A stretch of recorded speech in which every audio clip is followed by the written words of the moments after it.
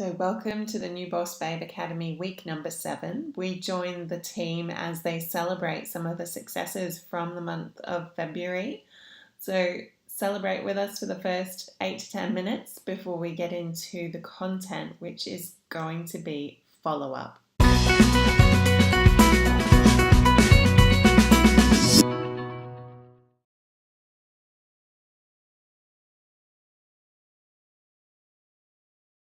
Our goal is to create that team connection and make sure that everyone's feeling a part of it during the process. And Christina, you've had your best month yet, and I just thought Thank you. What's been your secret? Because I know that this has been a figure that you've been pushing towards for a while. What's happened? What's been different this month? Well, I do have to say the expo and the duet promo has been really helpful. But yeah, I've been pretty consistent with the Miracle Morning, and I've just found that for me that just sets the tone for the day, makes me accountable, and I just I decide what I'm going to do for the day, and I get out there and I do it basically. And I'm also being really accountable with keeping tracking what I'm doing on a day-to-day basis. So I've got a modified version of, where is it? Oh, I can't find it, sitting on my desk. A weekly tracker, and my 100 demos to Ruby, which I'm filling in, and I'm just finding that's really keeping me on track. Beautiful. So, yeah. Well done. And your follow-up as well, I know, has been very consistent. So and that's obviously one of the boxes that I've got to tick in here each day. So I've got to do it, otherwise it doesn't get a tick. Brilliant. Oh, that's excellent. So keep up the good work. And we'll hear more about the Miracle Morning. I've got some things later on in this workshop. So thank you, Christina. So Veronica, you had some congratulations you wanted to give. Can you hear us yet, Veronica? Huge congratulations. Can you hear me? Yes. Yeah. Okay. Sorry. Sorry, I'm having huge technological challenges. First of all, I'd like to hand over. I'll hand over to Sim to Suzanne to congratulate Sim, and then I'll come on and congratulate Suzanne. Is that okay? Yeah, go yeah, for it. one in the right order. Yeah, so I want to congratulate Sim, and I did ask Sim to come because Sim usually is on her phone and not being able to speak. So tonight she does need to speak up because Sim has actually gone executive. Yay! Congratulations! And it's interesting because she's done it with such ease and grace. And it's interesting because I put that out. Okay, this has to go with ease and grace. 2016 was a lot of struggle and challenges for me. So 2017 is all about ease and grace. And that's exactly what Sim has done. So Sim, huge congratulations. And you're still going, and the month isn't over yet. So she's still looking at having, one of her downlines cracking her first 1,000 points before the end of the month. So we're not completely there yet, and well over her executive points that she needs to have. Well done, you. Well done. Beautiful. Well done, Sim. And Light applause. Yay. Thank you. So you're welcome, girl. So how about a few words, Sim? What words would you like? I'll give you many words. Thank you. Pardon? How does it feel? Oh, yeah, it's great. I'm really loving having given myself a promotion.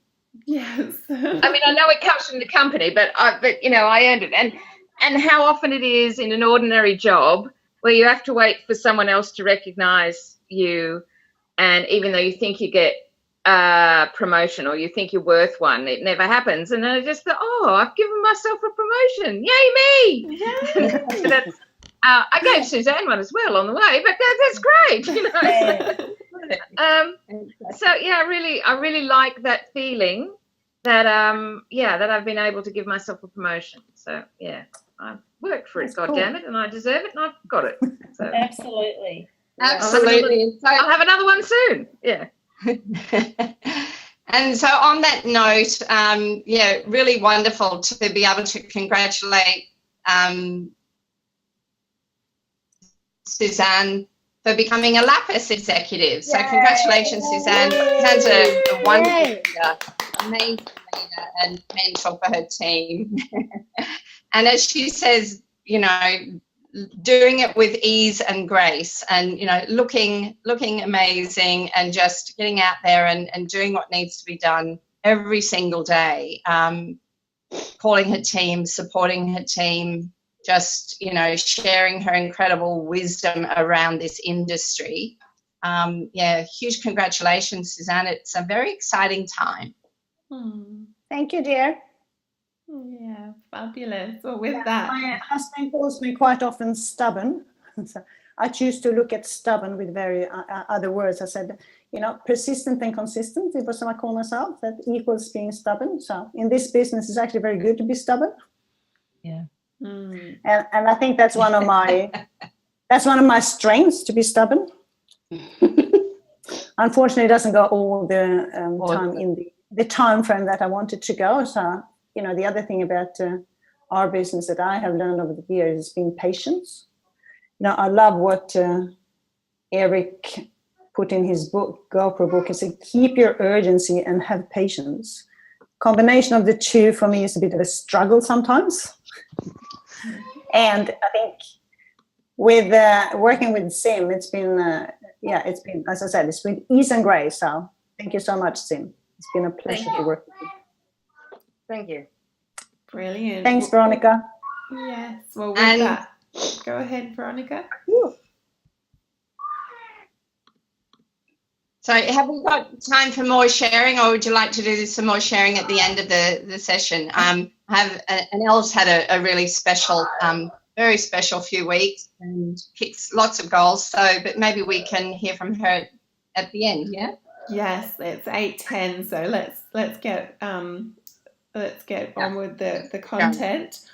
But we'll whiz through this, and I'm really keen that we get to hear Annelle's story and do some more sharing at the end, because, as I said before, this is about standing side by side as new bosses of our business and working together so that we're empowering each other to improve more people's lives. And we get to, when we work together, more people are impacted along the way, and we create a culture that welcomes, it really draws other people in towards us. So as we're working together as a team, just visualize all of those people that you connect with, how much they're going to want to be a part of this, be a part of being empowered, uplifted, celebrated, having those pay rises, but also having other people by their side to encourage them. So this is really our vision, you know, you're heart-centered entrepreneurial women,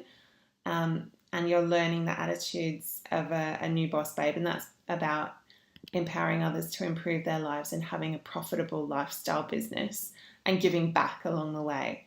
So follow up, which is our System 7 focus for today, is I've circled it and put 2 arrows. I actually started by putting 5 arrows pointing towards it, but then someone did say I was a little bit too keen with my follow-up at times. So, you know, I backed it off to just 2 arrows, but it is very much a key part of the System 7 focus, remembering that System 7 is the foundation for everything we do. It makes sure that things run smoothly in a business. If you don't follow a system, you don't get consistent results.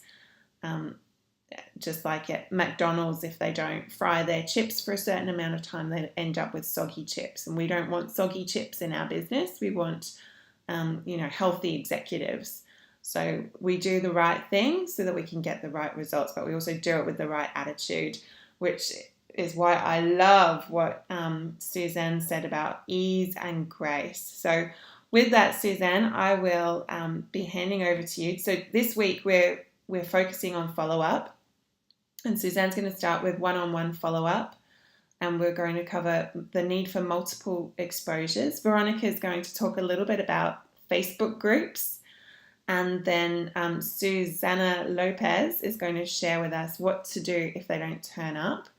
And I've got some information for you on being organized and setting up your OPS autoresponders. So Suzanne, please take it away.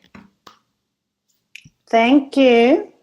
Yeah, Catherine asked me in the beginning when we started this and said, what are the, what topic do you feel passionate about sharing? And I said, well, follow-up is something I feel very passionate about.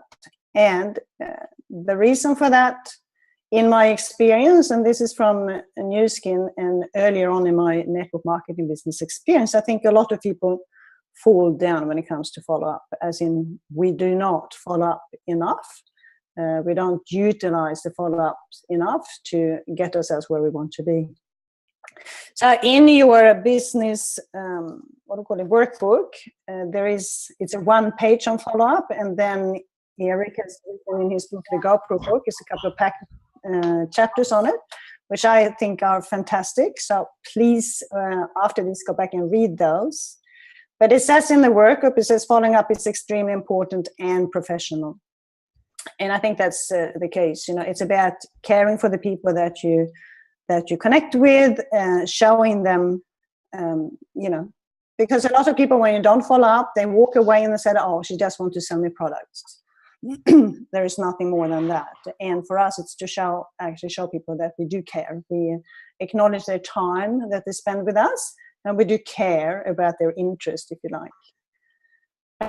The truth is, it takes quite a lot of exposures for a person to come and take some form of action. They said it's up to 2 to 5 exposures before somebody actually take action in one way or the other. And when it comes to those multiple exposures, let's go back to the first slide. Okay. Yeah, stay there for a bit. When it comes to those exposures, I think very often we are inclined to give too much away in our first meeting or our first exposure, if you like. We tend to talk too much.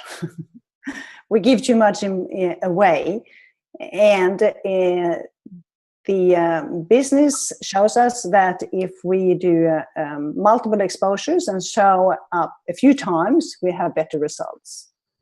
Now, this one here says prospects become customers and customers are always prospects.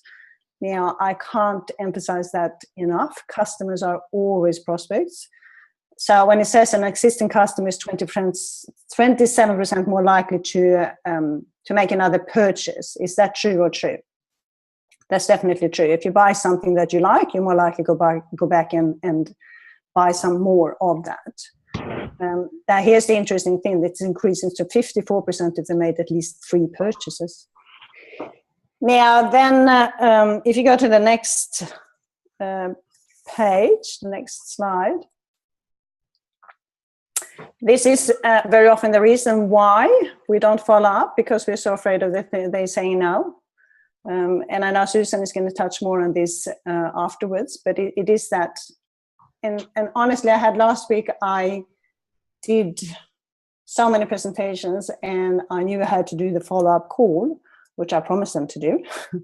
And this is about walking your talk. If you promise to do something, you really need to do it, not just say it. You actually have to do it and show that you care about them, even if you intuitively, I knew that some of those calls will be a no, and I just knew that. So I hesitate to do those calls, and I have more difficulty doing the calls that I make up, because that's what we do. We make up that's going to be a no. I still have to do them. As I said, come back to, you do what you tell that you're going to do, even if you think it's going to be a no. Because, as I say, following up shows that you care. It builds connection, and the business is about connecting with people. Now, that no, it doesn't necessarily have to be a no for ever. Very often the no is a no for now. it's not the right time or whatever it is, and clarify that with the people that you speak to. I think the figures are quite interesting. If you go to the next slide, Catherine. This is about the amount of follow-ups that we do. If you look at the middle table, or the middle section, there says 1, 2, 3, 4, 5 to 12 number of follow-ups that we do. Then you look to the left and see, how many of us, and that's us and everybody else in the business, do this amount of follow-ups. So, very often, almost half of us just do one follow-up. The result shows to the right. It's not such a good result. You go down to the 5% that follow up 5 to 12 times. So it goes back to what I said. That amount of exposures, 4 to 6 exposures, is the best result. But it's only 5% of us that's going to do that. So on the call, if it's 10 of us on the call here today, only one of us is going to do that amount of follow-ups. But that person will have the 80% results. Veronica must be very good at following up because she gets the results, right? It just shows in the end of the day. So if you go to the next slide.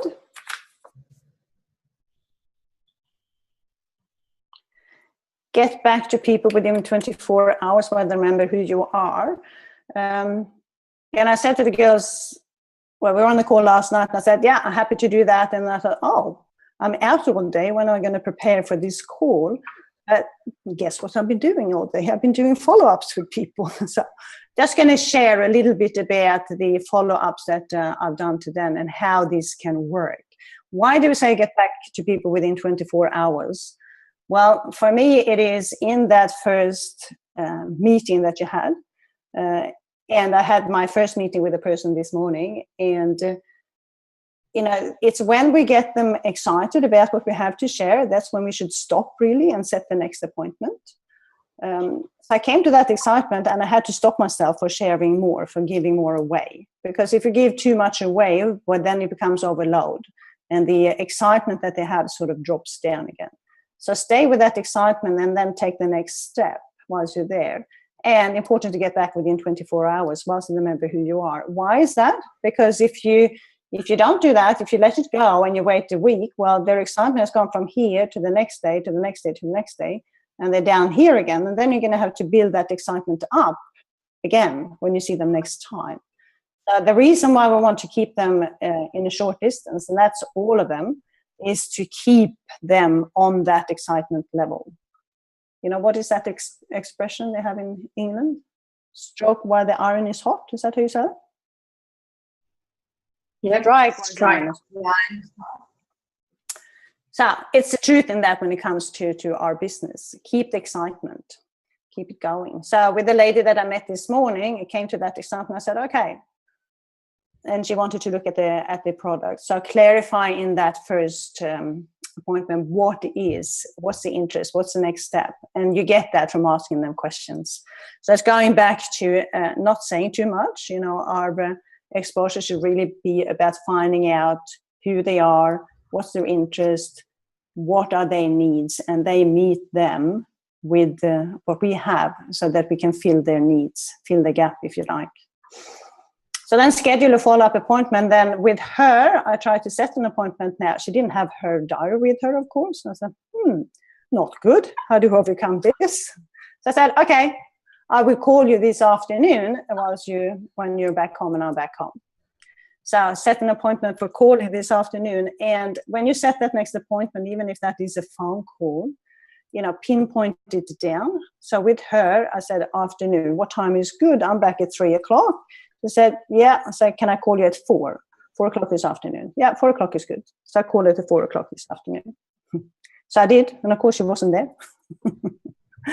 So I can immediately start to make stuff up. Why didn't she answer the phone? And this is something that we do quite often. Yeah, I think we all have to admit that that's what we do. We start to what I would call MSU, making stuff up. So trying to stick to the fact, the only thing that happened was that she didn't answer the call. I don't know why.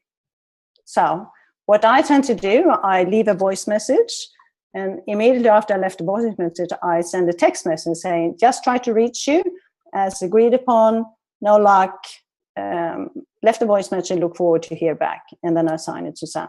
So I send a voice message and a text message, and then I get on and do something else and wait for her to come back. Now she did come back, and she was busy at that time, and she couldn't answer. So now we do have an appointment in place.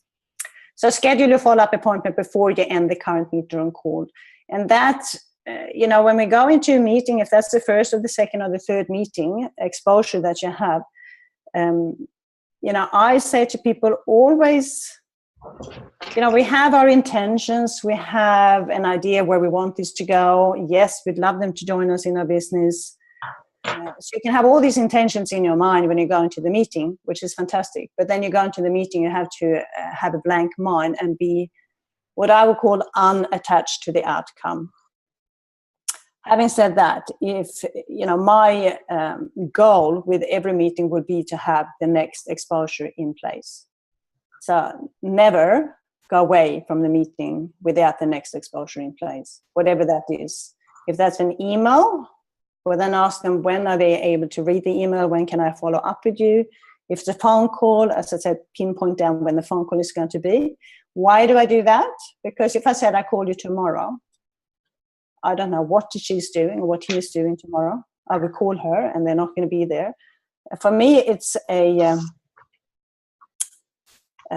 a waste of time and energy if you don't pinpoint it down. If you pinpoint it down, okay, I'm going to call it 4 o'clock. So you don't have to waste your time of thinking about when should I call, hesitate about calling. It's just saving your own energy levels to do it that way, I think. Be professional about it. Can we do the next slide, Catherine?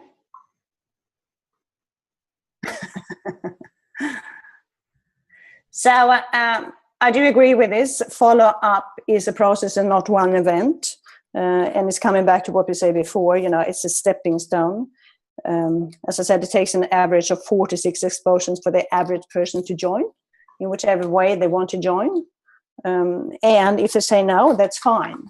As I said, no is very often a no for now, and you can come back. Great example of that today. Evelyn was, some of you have met Evelyn, so she was down in Melbourne for the 3rd or the 4th time. And, every time she goes down, she has meetings and she talks to people. Now, this time when she went down the 4th time, it suddenly percolated. The coffee was boiled and it all percolated over, and she came back very excited. Interesting, she 6 months ago she prospected somebody down there and she wasn't interested at all. She didn't even want to look at the products. Now she invited her to an event, so they had an event on Saturday and she came. Now that same person is now interested in the business and looking at the products to start with, and so interested she might even invest into our fabulous new value pack or starter pack that we have, the 1,000 points. So, that side can go, but she would not have gone to that place had she not kept contact with this person, re-invited her. This is happening. It's really exciting. I'm going to a product presentation. It's bring a model. Do you want to be my model? So she came, and this is the result 6 months later. So sometimes it takes time.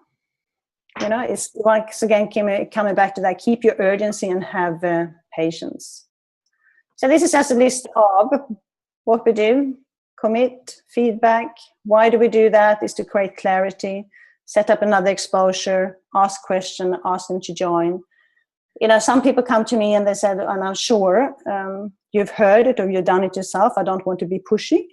For me, it's not about pushy. For me, it's about creating clarity with people. So, I sometimes say to people, for my clarity, what would you like to do? I've shown you this, we've done that. What's your next step? For my clarity, how interested are you? On a scale from 1 to 10, where is your interest? On a scale from 1 to 10, how ready are you to join us? For me, that's creating clarity. It's not about being pushy. Yeah. Oh, cool. Yeah. Suzanne, I think that's where you should take over, Veronica, and talk a little bit about Facebook and stuff. Yes, that's our next slide, but just beautiful, Suzanne. And I don't know if you think back to when you first joined, everyone who's on this call. I know that even though I said yes pretty quickly, I had several exposures in the lead up to it. Several other people I had seen using the products, and I had been invited several times to events. So even though by the time I got there, I was pretty much ready to do it. If the person hadn't followed up with me, I wouldn't be here today. So that's important. Yeah, it was about follow up, but honestly, Catherine, when I came to the first Saturday, I came with my arms folded and very determined not to join. So Veronica had to work with, and she did follow up, and she stuck with it. And a few months later, I was in the business. So here I am in the business. Brilliant, cool, Veronica. Thank you so much. I know you've got some wisdom to share about closed Facebook groups in particular. So. Okay, well, here am I, the Facebook queen. Everybody knows me. But so Facebook is providing us with a really awesome way to keep to when people are, or it's just another way to follow up people. So when you're doing the demo, then you can actually just say to them, look, would it be okay for me to join you into I have a special Facebook page. It's a closed page just to share information on our products. Would that be okay? Most people will love to join that page because it's a very easy yes for them. And what that allows us to do is to have that constant sort of drip feed without you feeling that you're just chasing this one person, but also for them to get in there and have a look around and see what other people are doing, hear from other people, see other testimonials. They can actually do a bit of a search through and get as much information or as little as they like. So it's a really good way of them sort of individualizing or personalizing that follow-up for them. But for us, a very easy way of, what I'm learning is that I've built this business a very time inefficient way. With Facebook and social media, it's possible to sort of hit a lot of people all at once instead of just doing your one-on-one stuff. So it's working. It really is working smart rather than hard. Putting people into that sort of funnel. That's your Facebook page. And we have, so yes, you have your own Facebook page, but we also have that wonderful, the Y-Span team page. And I love joining people into that because, telling them to spend half an hour, just scroll through, read some of the testimonials, see how this product works differently for different people. But yeah, so the Facebook is great, and especially that thing of being able to see different testimonials, hear from other people. So there's this whole credibility that's coming in. It's not just about you pounding in somebody's ear about, what we've got and where are they up to and what would they like to come to next. It's a much, more fun, individualized way of doing it. That's it. What else? What have I missed out, Catherine? I think that's pretty much it. It's a great tool to use, and I asked Veronica to share about this because I think using it after your one-on-ones and where it fits so nicely is that it's exactly what you said. It just allows people to kind of pick what they like, and it allows them to not feel like you're hounding them, but it kind of brings the event into their home because they'll see other people's comments, they'll read that someone else had a positive experience and they're like, oh, well, I want that too.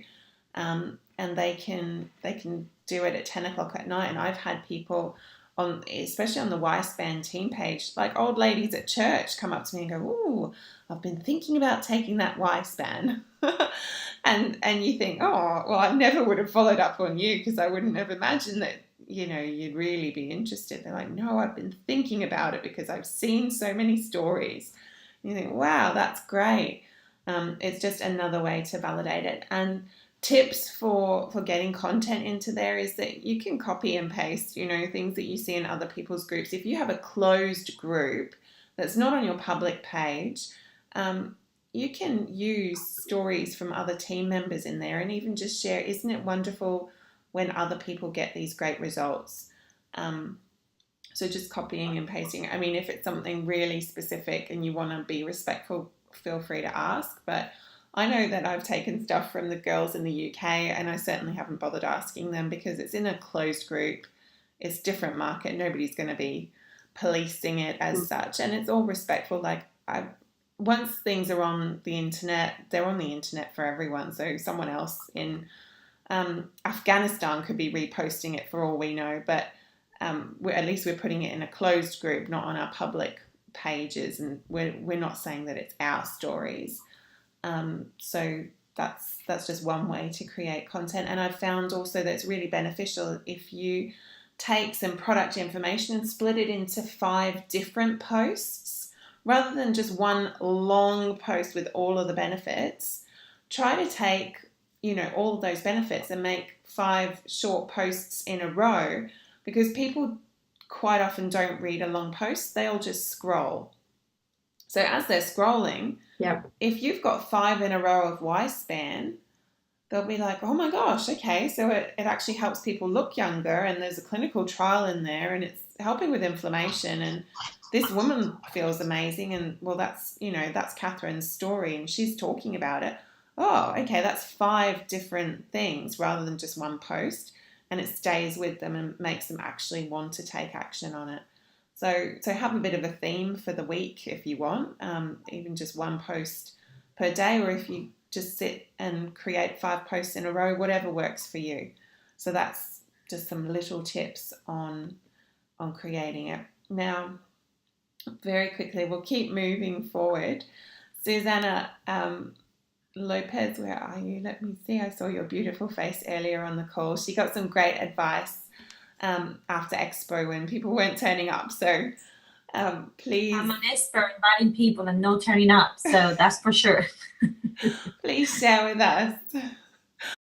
Yeah, hi everyone. And I guess that is one of the things I always talk to my team and with my uplines and within everyone, that I invite people. I always go for team elites, or even Veronica, many times I talk to you about it. I've invited this amount of people. I've gone crazy with invitations. The closest one was the Expo as a big example. So you invite the people, you follow up the steps of invitation, and once you've done it, you turn up. They said they're going to be there. 10 have confirmed. I follow up prior to the Expo. They said they're going to be there, and out of 10, the same morning I start getting some messages. But there is always somebody that never turns up, and that basically haven't sent you a text or haven't said anything about it at all. And you feel like, oh gosh, I mean, I don't know about you guys, but I felt many times, what have I done or what has happened? But at the beginning, you take it personally. Something that I learned, and I think I'm doing quite well after 2 years, is to think about, okay, it has to be always a reason behind. And sometimes then I'm not ready. So what I do generally now is I pick up the phone, which is scary. I don't make the call because I'm busy. I wait until finish the event, and then I can follow up with them. This is what we use to follow up. And when I follow up with them, I say things like, hey, how are you doing? I realized I was too busy, and I don't know if I couldn't see you, so I don't know if you were around or not, but I wanted to ask if you are okay. Just so they see that you are concerned, because something might have happened. I mean, it's one of the things I do with my family when my husband doesn't turn up on time, and I think, hey, are you okay? And sometimes even that, I mean, English is my second language. Sometimes I text and I said, hey, are you okay? I didn't see you. Is everything okay? So they know I'm concerned about them, which at the end of the day is what they want. And most of the time they do come back to me with, if I ask the question, are you okay? And I always emphasize, if they answer back and say that they are not okay, I emphasize that they missed in something good I knew they wanted to see. And what I tried now is to make that next, in that call, in that follow-up call, the next event. So if it's not an event, hey, can we just have a chat tomorrow? And I try to make sure that appointment sets as a little event for me, even if it's just whatever is business presentation, products online, or if I see them. It does work. If I have time, one of Team Elite and Expo was very smart to say, use always that as, which it was Paula. She said, oh, 10 were coming and only 1 showed up. Okay, but text everyone now all those 9 people, text them and ask them and tell them, hey, I didn't see you here. You are missing in a great time, and send them a photo and make them really feel they're missing something big. Only a couple of them answered back, but they actually did. And straight away they say, look, I got caught up with my kids, whatever. But it was smart in the way that she said, use it as and turn it into positive towards that follow-up. Don't make you feel always that you believe that something has happened to them. So I guess it's up to your personality and who you are. I'm a warrior by nature. I'm a Virgo. So I tend to think, is everything okay? When they say, yes, okay, I couldn't make it, then I try to keep up with the follow-up. And things that we say, hey, I don't want to stalk you, but I also don't want you to think that I don't care about you. Is everything okay? Or things like that. As Catherine's done, is written down beautiful lines there to follow up. But look, at the end of the day, from my point of view, if you try to speak like somebody else's, it's not going to come out right. I tried that before. And it doesn't work. I believe you have to be yourself. So whatever, if it's, are you okay? Are you okay? If it's, I didn't see you, when can I see you again? If you want to be more straightforward, if you want the clarity, as Suzanne said, if you want the clarity, ask the questions. I think at the end of the day, it's up to us. But make sure you follow up, even if they don't turn up. Yeah, and that's all. That's beautiful. Thank you. Thank you so much, Susie. That's so, so true.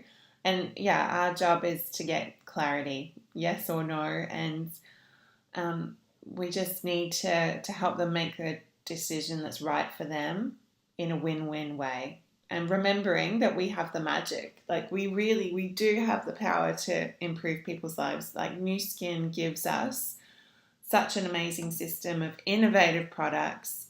We've got a rewarding business opportunity, and we've got an uplifting and enriching culture. So what is there to not want about this? And I believe the more I see that and the more that I feel that, the more people are open to saying, yeah, well, I'll have a little bit of it, you know. I don't mind if they take home the mascara or the lip gloss, because like we said at the beginning, once someone's been a customer of one thing, they're so much more likely to open up and purchase something else, because it's building that trust and rapport with them. They've taken it home in their handbag or to their bathroom. They're re-exposing themselves every time they use those products to our amazing opportunity. So one other thing that I just have the privilege of covering quite quickly, I'm going to stop sharing this, is a little bit of how to follow up. So I've got here the Morning Miracle advice, and I've posted it in our Facebook group. It's a little bit about how I, on the run, keep track of people and make sure that I'm following up, because we are all using our OPS, and I love that we can set it up for autoresponders. And part of this week's challenge, and my goal was almost to write them for you, but really I can't write your story, but it's to have 5 emails that are broken down into your story. And I don't want you to spend too long on this. I want you to actually just write out your story and then highlight like different sections of it. And if you can start off with, you know, one small email, and I want them to be no more, if you've got a word count function, no more than like 150 words. So quite small and snappy. So it's like really fits onto one small page, but even the smaller the better. So email 1 and write this not in your OPS, but write this somewhere, even if you write it in a notebook, but type it into your computer, like, welcome to the world of Nu Skin. And you could just talk about how you found Nu Skin and what your highlights are about it. The second email could be titled Why I Love Nu Skin. And I would encourage you to include a before and after photo in that one. And then number 3, I would talk about why I love my ADR. And number 4, maybe some of my friends' results. And then number 5, it could be something that's important to you, like one of my favorite products. Let me share with you one of my favorite products. Or just let me introduce you to my Facebook group. And if they haven't already been added, that to include a link there to request to be part of your Facebook group. And just bear in mind that 80% of people don't really read the detail of an email.